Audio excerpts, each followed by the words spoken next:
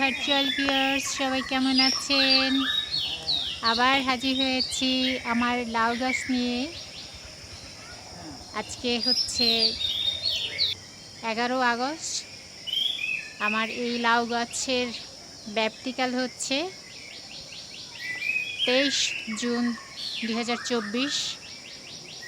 ওই দিন বিকেলে আমি বীজ রোপণ করেছিলাম। আর আজকে হচ্ছে 10 আগস্ট।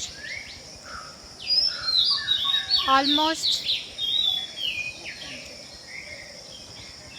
48তম দিন চলছে। এর মধ্যে আমি গতকাল একটি লাউ পেরেছি, অর্থাৎ আমি 47তম দিনে আমি লাউ হারভেস্ট করতে পেরেছি। এরপর আবার আমার লাউ ঝুলছে, মাশাআল্লাহ। আমি পরাগায়ন করে দিচ্ছি। পরাগায়ন করে দিলে নিশ্চিতভাবেই হয় ইনশাল্লাহ, বিকজ এখন তো বৃষ্টির সিজন। মৌমাছি আসে হয়তো কিছুটা কম, কারণ পলিনেশনটা হয়তো মূলত বাতাসে এবং পোকা দিয়ে, মৌমাছি দিয়ে, মাছি জাতীয় যে পোকাগুলি আছে সেগুলি দিয়ে। তো আমার আপুমণি পরাগায়ন করে দিয়েছেন, এবং পরাগায়ন করে দিলে পরবর্তীতে যেটা থাকে আমি দেখাবো কিভাবে এটা যে পরাগায়ন হয়ে গেল সেটা কিভাবে আমরা বুঝবো।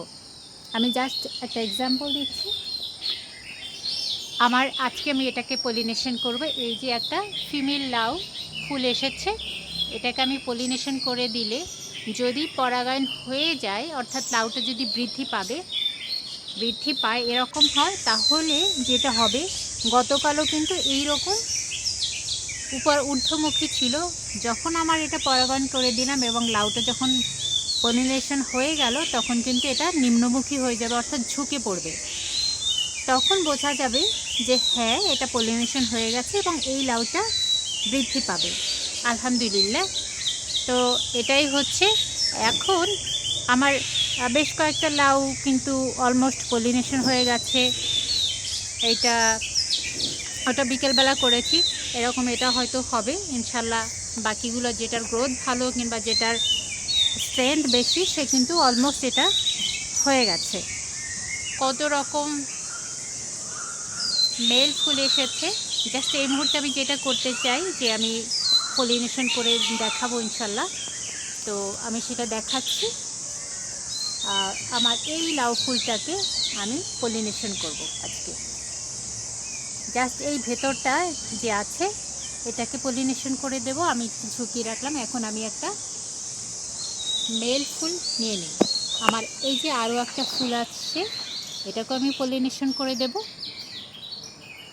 এটার জন্য একটা ভালো ফ্লাওয়ার নিতে হবে, অর্থাৎ একটা মেল ফুল নিতে হবে যেটাতে ভালো পরাগরেণু পাওয়া যায়। তো প্রথমেই আমি এই যে পাপড়িগুলো ছিঁড়ে নেব। আমি যেহেতু এক হাত দিয়ে ক্যামেরা ধরেছি, তাই এভাবেই আমাকে করতে হচ্ছে। তো এখানে এবার আমি এটাকে ছিঁড়ে নিলাম। তো দেখুন এটায়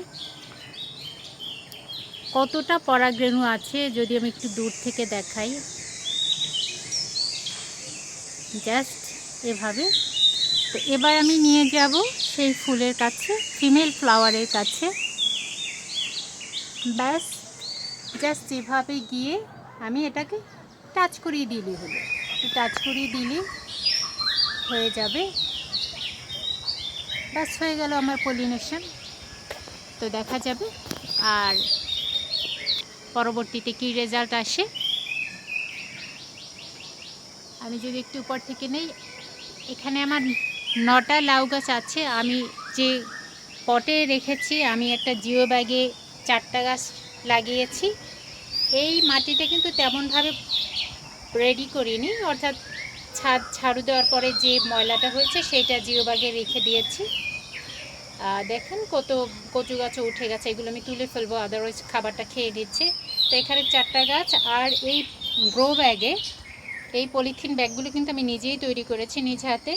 তো সেখানে আমার কোকোপিট, 20% গার্ডেন সয়েল 60% এবং 20% গোবর দেওয়া আছে, সাথে কিছু আমি কেমিক্যাল ফার্টিলাইজার ইউজ করেছি।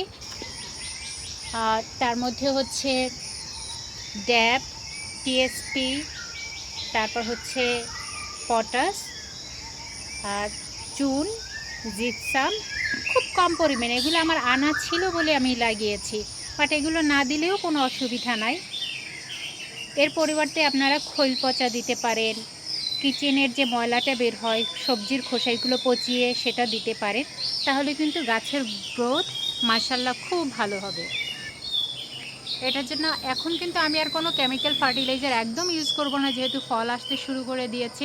এই মুহূর্তে আমি শুধুমাত্র সবজির খোসা পচা যে পানি এইটাই দিয়ে যাব, আর মাঝে মধ্যে খোল পচা দিব। আদারওয়াইজ কারণ এখন তো গাছেরও বৃদ্ধির দরকার, প্লাস লাউয়েরও তো বৃদ্ধি দরকার, সেই জন্য আমি সেগুলোই করে দেব ইনশাল্লাহ। এখন পরিচর্যা বলতে শুধু নিয়মিত পানি দেওয়া, কারণ এখন গাছ কিন্তু প্রচুর পানি চাচ্ছে। বৃষ্টির জন্য লাগছে না, বাট যদি বৃষ্টি না হয় সেক্ষেত্রে 3 বেলায় পানি দিতে হবে, প্লাস দেখতে হবে, কারণ গাছগুলো যেহেতু ছাদে এবং এতটুকু মাটিতে গাছগুলি, সেখানেও খাবার পাবে কোথায়, পানি পাবে কোথায়, তো এই কারণে পানিটা কিন্তু ঠিকমতো দিতে হবে। তাহলে ইনশাল্লাহ গাছের স্বাস্থ্য ভালো থাকবে, এবং গাছের যদি স্বাস্থ্য ভালো থাকে তাহলে গাছের ফলনও কিন্তু সেরকম আসবে। তো আজকে এ পর্যন্তই আমার লাউ গাছের রিভিউ শেষ করছি। ইনশাল্লাহ পরবর্তীতে আবার কোনো রিভিউ নিয়ে হাজির হব। টিল দেন, আল্লাহ হাফেজ, আসসালামু আলাইকুম।